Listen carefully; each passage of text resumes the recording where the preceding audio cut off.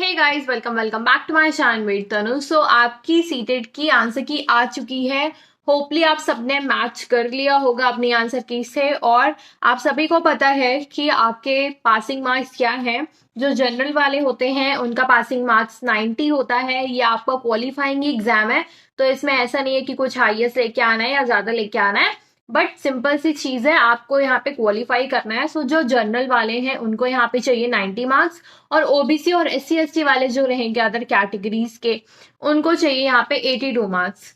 तो एक उसमें आप आंसर की में देख रहे होंगे कि अल्फाबेट्स आपको दिखाई दे रहे होंगे। सो यहाँ पे आप सभी को मिले हुए हैं बोनस मार्क्स। सो जैसे कुछ कुछ क्वेश्चन जो होते हैं उनमें कुछ गड़बड़ी हो जाती है, तो उसमें सारे के सारे आंसर्स कभी कभी सही हो जाते हैं, या दो आंसर उसमें से सही होते हैं, दो ऑप्शन सही होते हैं, तो ठीक है।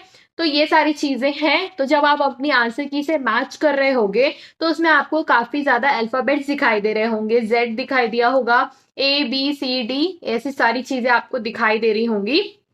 तो यही मैं आपको बताऊंगी। सो ये सारे जो अल्फाबेट्स आपको दिखाई दे रहे हैं अपने आंसर की में, तो इसका मतलब क्या क्या होता है। सबसे पहले हम स्टार्ट करते हैं Z से।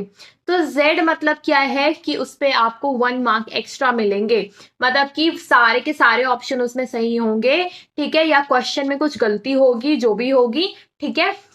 सो Z का मतलब ही यही है कि मार्क्स फॉर ऑल, मतलब कि अगर क्वेश्चन, किसी क्वेश्चन के सामने, जैसे कि 46 क्वेश्चन के सामने आपका Z लिखा हुआ है, तो यहाँ पे आपको मार्क्स मिलेंगे। अगर बाई चांस आप समझ लीजिए कि आप फेल हो गए हो, 89 मार्क्स आपके आ रहे हैं, सो यहाँ पे अगर Z आपके आंसर की में मेंशन है, तो यहाँ पे आपका हो जाएगा 89 + 1, मतलब 90 हो जाएगा जनरल वालों को, और आप हो जाएंगे पास।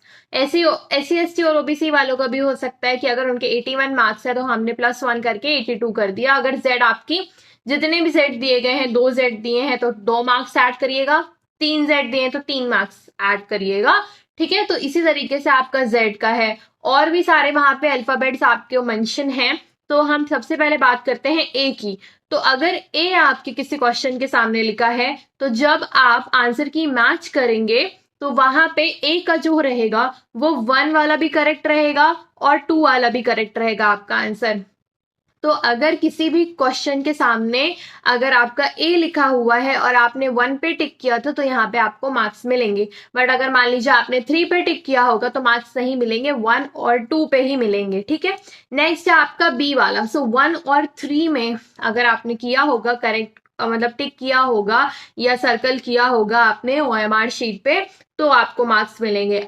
तो अगर आपके क्वेश्चन के सामने C लिखा हुआ है, तो C में आपका, अगर आपने टिक किया है 1 वाला और 4th वाला ऑप्शन में से कोई, तो वो आपका करेक्ट होगा। अदरवाइज और भी जो बचे हुए हैं ऑप्शंस हैं वो आपके गलत हो जाएंगे अगर आपने उसको टिक किया होगा। तो अगर किसी की आंसर की में किसी क्वेश्चन के सामने D लिखा हुआ है, तो उसका सही आंसर होगा 2 वाला और 3 वाला, मतलब कि 2 भी सही होगा आपका, सेकेंड ऑप्शन भी सही होगा और थर्ड ऑप्शन भी सही होगा।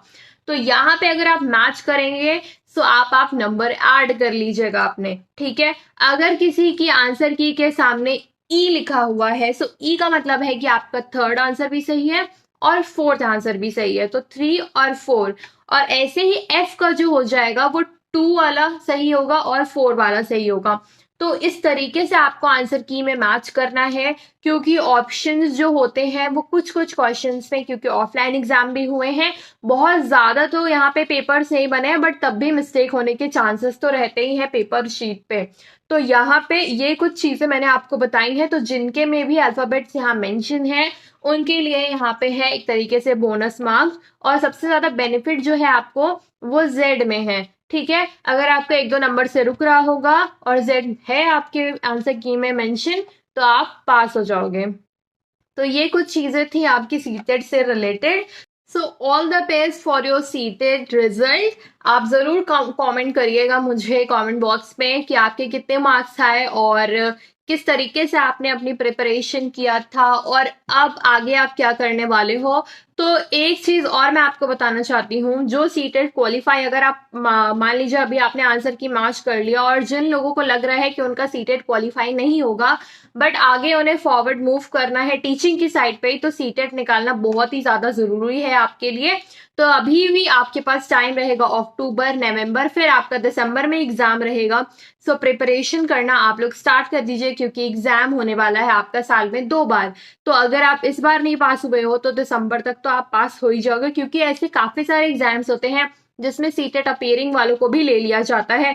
या इस बार क्या था कि बीएड फर्स्ट ईयर वाले भी मतलब अप्लाई कर सकते थे, इससे पहले वाले साल से अप्लाई कर सकते थे वो लोग भी। तो अगर आपके पास ऐसा कोई भी दिक्कत नहीं, अगर आप बीएड कर रहे हो कैरी ऑन में, तब भी आप सीटेट निकाल सकते हो, क्योंकि आपके पास ज्यादा ऑप्शंस हैं, ज्यादा चीजें हैं, और एग्जाम भी आप 2 बार दे सकते हो। सो ये कुछ चीजें हैं आपके लिए।